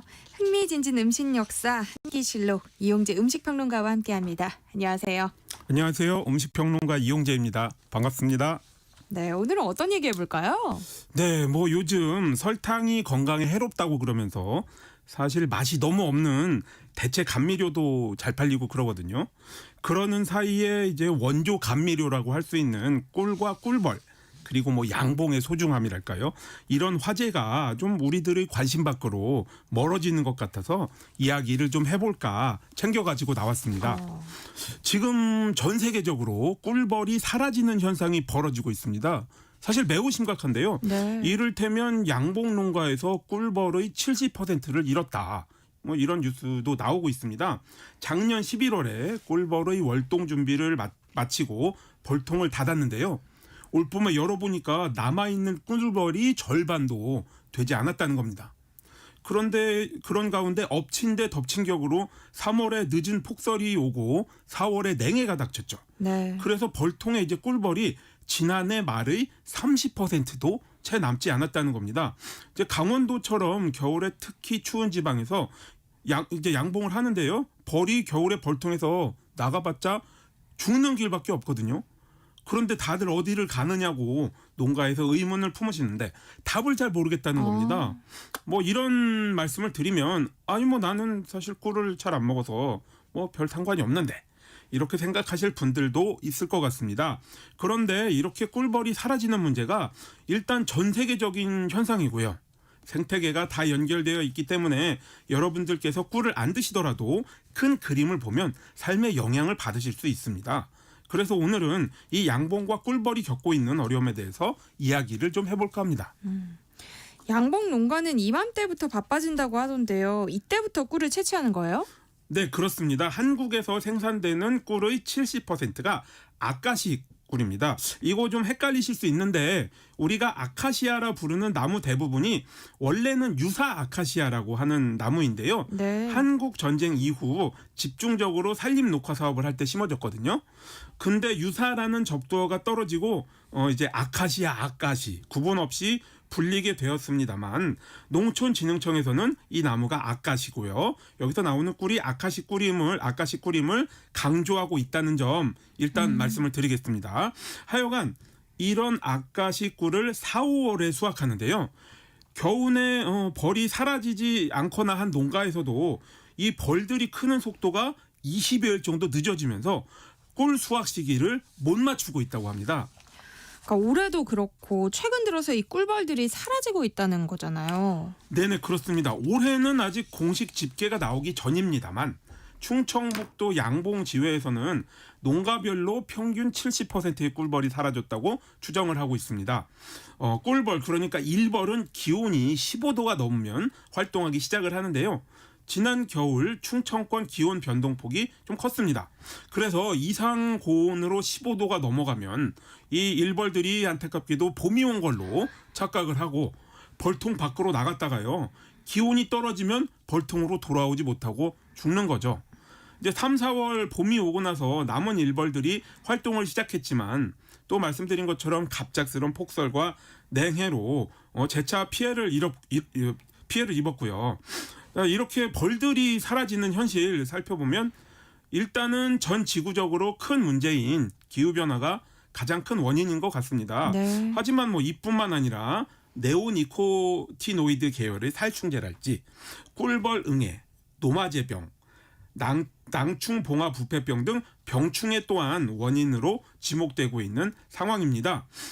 이렇게 꿀벌의 개체가 막 줄어들면요. 비단 꿀을 못 먹게 되는 게 문제가 아닙니다. 꿀벌은 인류가 식량용으로 키우는 100대 작물 가운데 70%의 수분을 담당하는 아주 중요한 일꾼이거든요. 말하자면 식물이 수정이 되어야 열매를 맺을 수 있는 건데요. 네. 이 역할을 꿀벌이 해주는 건데 줄어들면 많은 식물들이 번식의 기회를 놓칠 수 있는 거죠. 그래서 실제로 야외 작물의 경우 수확량이 크게 줄어들고 있고요. 비닐하우스 등 실내에서 작물을 키우는 농가에서는 예전보다 고가의 꿀벌을 들여야 하는 상황입니다. 원래 벌통 하나당 가격이 15만 원이었는데요. 올해는 20만 원을 훌쩍 넘기고 있다고 하네요. 그러니까 단순히 꿀을 못 먹게 되는 수준의 문제가 아닌 거네요. 그렇습니다. 앞서 말씀드렸듯 뭐 나는 꿀을 안 먹으니까 꿀벌의 위기 이런 거 별 상관이 없다. 이렇게 말씀하실 수 있는 상황이 전혀 아닌 겁니다. 또한 이게 지금 국내뿐만이 아니라 세계적인 현상이라서요. 뭐 와인을 위한 포도 농가랄지 아몬드 농가 등이 애를 먹고 있다고 합니다. 우리 같은 경우는 뭐 정말 다들 좋아하시는 딸기의 수확량이 줄어들 수 있고요. 지구에 존재하는 식물의 약 65%가 화분 수정을 필요로 하기 때문에 꿀벌의 개체 감소가 정말 심각한 문제입니다. 그런데 벌이라면 쏘이기도 쉽고 쏘이면 또 아파가지고 그렇습니다. 인간이 참 가까이 하기는 힘든데 언제부터 사람들은 양봉을 시작하게 된 거예요? 네, 스페인 발렌시아에 거미 동굴이라고 있는데요. 거기에 인간이 벌집에서 꿀을 채취하는 장면을 묘사한 벽화가 있습니다. 네. 이게 뭐 8,000년 가량 묵었으니까 그만큼 인간이 뭐 오랫동안 양봉을 했다는 말이겠죠. 뭐 고대 그리스나 현재 조지아, 옛 그루지아죠. 여기에서도 벌꿀 채집의 고고학적 증거가 남아 있습니다. 뭐 벌의 가축화는 이집트에서 4,500년 정도 전에 이루어졌다고 보고 있고요. 생각보다 굉장히 오래된대요. 그럼 그때부터 꿀을 먹었다는 얘기가 되겠어요. 그렇습니다. 그 히포크라테스 선서로 유명한 히포크라테스가 기원전 470년에서 460년경에 열이 날 때에는 꿀을 먹어라 이렇게 권유했다는 기록이 남아 있거든요. 사실 꿀이 지금이야 뭐 참 흔하지만 옛날엔 귀했고요. 이게 감미료뿐만이 아니라 약용으로 쓰였습니다. 네. 이게 아직도 기억이 나는데요. 제가 입병이 난 채로 할아버지 댁에 한번 갔었는데 다락에서 꿀을 꺼내서 입술에 발라주셨거든요. 이제 바로 핥아 먹지 말고 좀 덜아 이렇게 말씀하셨는데 정말 싹싹 핥아 먹고 싶은 걸 참느라 혼났습니다. 이 꿀을 많이 또 빠르게 채밀하기 위해서 양봉 기술이 계속 발전할 수밖에 없었겠네요. 네네, 뭐 양봉이라는 게 잘 보면 벌이 꽃에서 꿀을 따와서 이제 벌집에 모아두면 뭐 인간이 너무 미안하지만 그 집을 파괴하면서 꿀을 얻는 그런 방식입니다. 이를 효과적으로 하기 위한 근현대 양봉의 돌파구는 19세기에 등장을 했습니다. 그 전까지 양봉은 지프로 짠 바구니형 벌통이나 속이 빈 통나무에서 이루어졌는데요. 미국의 로렌조 로레인 랭스트로스가 새로운 형식의 벌집을 고안해냈습니다.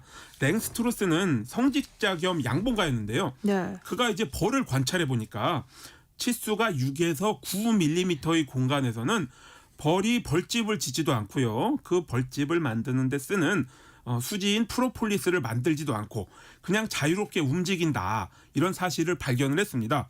그래서 이렇게 벌이 자유롭게 움직이는 치수 혹은 간격을 바탕으로 랭스트로스가 1851년 이동식 벌통을 개발합니다. 파일함처럼 생겨서 수직으로 이렇게 벌집을 꽂을 수 있는 구조였는데요. 이것으로 1852년에 특허를 획득합니다. 무엇보다 이제 벌집을 지은 틀을 쉽게 분리할 수 있기 때문에 예전에 뭐 지프로 만든 방식이나 이런 거에 비해서 벌은 죽이지 않고도 꿀을 채취할 수 있게 된 거죠. 게다가 이제 그 조립식이었거든요, 이게. 네. 그러니까 이제 이동도 간편해서 계절에 따라 벌통을 이제 가지고 다니면서 작물이 꽃을 피울 때 수정을 시켜주고 또 꿀도 채집하는 이동식 양봉이 본격적으로 가능해진 거죠. 그럼 지금 사용하는 벌통은 그때와 많이 달라요? 이렇게 보면 기본적인 개념은 크게 바뀌지 않았습니다. 지금도 원리는 같죠. 이 랭스트로스의 벌집 디자인은 당시 유럽에 존재했었던 디자인들을 두루 참고해서 개량한 결과물이었습니다. 이 랭스트로스의 업적이 얼마나 대단한지 이렇게 소개를 조금 드리자면요. 네. 그가 이제 벌통의 디자인을 비롯한 양봉에 대한 지식과 정보를 모아서 책을 냈습니다. 제목이 벌통과 꿀벌. 상당히 직관적인데요. 이게 무려 1853년작이거든요. 그런데 가장 최근 개정판이 2004년에 나왔습니다. 아직도 널리 읽히고 있다는 의미죠. 또한 미국과 영국을 제외한 유럽에서 아직 랭스트로스 벌통이 두루 쓰이고 있습니다. 우리나라는 어떤가요? 언제부터 양봉을 했는지 기록이 있어요? 네네, 우리의 양봉 또한 역사가 만만치 않습니다. 고구려 동명성왕, 그러니까 기원전 58년에서 19년의 시대에 재래종 벌인 동양종 꿀벌이 원산지인 인도로부터 중국을 거쳐 들어왔다. 이런 기록이 남아 있습니다. 그럼 이제 얼추 200년이 2000년이죠. 네, 한편 문헌에 의하면 삼국 시대에 우리의 양봉 기술과 꿀벌이 일본에 전해졌다고도 해요. 의자왕 3년 그러니까 서기 643년에 백제의 태자 풍이 꿀벌 4통을 가지고 일본으로 건너가서 기술을 전수했다. 뭐 그렇게 이야기가 나오고 있습니다. 물론 그 이전부터 꿀을 먹긴 했겠죠. 그렇습니다. 물론 이전에도 이제 인류가 농경으로 정착을 하기 이전에는 아무래도 수렵 채집으로 먹고 살았잖아요. 그때 이제 뭐 바위 틈이랄지 큰 나무의 구멍 이런 곳에서 야생벌의 꿀을 발견해서 아 달다 그러면서 맛있게 먹었을 것 같습니다. 그냥 지나칠 수가 없었겠죠. 네, 그럼 그렇습니다. 양봉을 본격적으로 한 다음에는 다들 꿀을 마음껏 먹을 수 있었던 거예요? 일단 뭐 양봉이 계속 발전했던 것은 확실합니다. 그래서 이제 고려 시대에는 유밀과라는 과자를 먹었다고 합니다. 이게 밀가루를 꿀과 참기름으로 반죽해서 기름에 지진 다음에 또 꿀에 담가 두었다가 먹는 어떻게 보면 약과와도 비슷한 느낌의 그런 과자인데요. 네. 이런 데에 쓸 정도로 꿀이 두루 쓰일 만큼 나왔다. 이렇게 보시면 되겠습니다. 그런데 이제 문제는 이게 뭐 유밀과가 꿀을 써서 너무 맛있다 보니까 왕실에서조차 수요를 충당할 수 없게 되었습니다. 그래서 명종 22년인 1192년에 궁중만 제외하고는 유밀과를 금하게 되었습니다. 뭐 꿀의 인기를 말해주는 사건이라고 할 수 있겠죠. 한편 조선시대에는 강원도 인제의 꿀이 관찰사의 진상품 가운데 하나일 정도로 또 사랑을 받았습니다. 우리 선조들은 꿀을 어떻게 활용했는지 전해지고 있는 게 있어요? 네, 세종 15년 그러니까 1443년의 향약 집성방과 선조 때의 유명한 뭐 동의보감 1613년이죠. 이러한 문헌에는 꿀벌의 애벌레까지도 영양으로 등장할 정도로 양봉이 흥했습니다. 특히 조선 중기 이후 실학파가 등장을 하면서 홍만선의 산림경제 1554년인데요. 거기에 양봉 기술이 구체적으로 기록됩니다. 한편 이제 한글로 편찬된 빙어각 이씨의 규합총서 이것은 이제 1809년작인데요. 여기에 이제 벌꿀을 이용한 음식 조리법이 실려 있기도 하고요. 양봉 기술이 발달하면서 일반 서민들도 꿀을 즐길 수 있었던 거잖아요. 근데 그 시점은 언제였던 거예요? 그 시점은 대략 1910년대부터라고 보고 있습니다. 그 전까지는 제주도를 제외한 내륙지방 전역에서 양봉이 이루어졌는데요. 이게 벌집을 파괴하면서 꿀을 채취하는 형식이어서 꿀의 생산도 꿀벌의 번식도 저조했습니다. 그런 상황에서 독일인 카니시우스 퀴겔린 한국명 구걸근 신부가 국문으로 1918년 양봉 요지를 펴내는 한편 이탈리아와 코카시온 등 서양종 꿀벌을 도입했습니다. 한편 양봉인 윤신영이 독일에서 무려 8년 동안 연수를 마치고 1910년 귀국해 앞서 말씀드렸던 것 같은 현대식 벌통을 도입했고요. 그러는 가운데 또 개량종 꿀벌의 양봉 지침서 실험 양봉도 썼습니다. 그러다가 1930년대에 이 양봉이 황금기를 맞이해서 서민까지 벌꿀을 쓰게 되는 한편 제약용 수요가 또 크게 늘었습니다. 네. 당시 이제 국내 최대 업체였던 천일약방이 한방소화제 영신환의 원료로 쓰기 위한 그런 벌꿀 확보를 위해서 양봉 사업부를 설치하고요. 전국 산천을 옮겨다니면서 양봉을 했습니다. 이렇게 오랜 시간 우리가 꿀을 즐길 수 있었던 건 꿀벌들이 열일을 해준 덕분이잖아요. 그런데 꿀도 왜 꿀벌이 어떤 꽃의 꿀을 채취했는지에 따라서 종류가 다르잖아요. 맛도 다 다르겠죠. 네네. 앞서 말씀드렸듯 한국 꿀의 70%는 아까시 꿀입니다. 그 외에는 유채꿀, 밤꿀, 자파꿀 등이 있고요. 말씀처럼 꿀은 이제 꽃에 따라서 맛과 향이 달라서 구분이 가능하긴 한데요. 뭐 저도 그렇게 뭐 꿀을 많이 먹는 편은 아닙니다. 네. 집에는 이제 거르거나 살균을 하지 않은 그래서 약간 젤리 같은 꿀이 한 병 있거든요. 네, 그래서 이제 가끔 꿀물을 타 먹거나 합니다. 꿀 얘기하니까 저는 구운 가래떡을 이렇게 꿀에 찍어 먹고 싶다는 네, 생각이 맞죠. 막 드는데요. 평론가님은 구운 가래떡 꿀에 찍어 드세요? 아니면은 뭐 간장 이런 데 찍어 드세요? 저는 뭐 기본적으로는 꿀이 좋긴 합니다만 네. 이왕이면 단짠으로 먹는 게 더 좋습니다. 그래서 이제 간장에 살짝 찍은 다음에 꿀에 찍어 먹으면 훨씬 더 맛있습니다. 배미라님이 친구가 스웨덴 남자랑 결혼해서 시골에서 양봉을 하고 있습니다. 근데 해마다 꿀을 보내줘서 먹는데 한국 꿀하고는 다르게 맛이 다르고 향도 좀 다르고 공기가 좋아서 그럴까요? 꿀맛도 좋은 것 같아요 라고 하셨어요.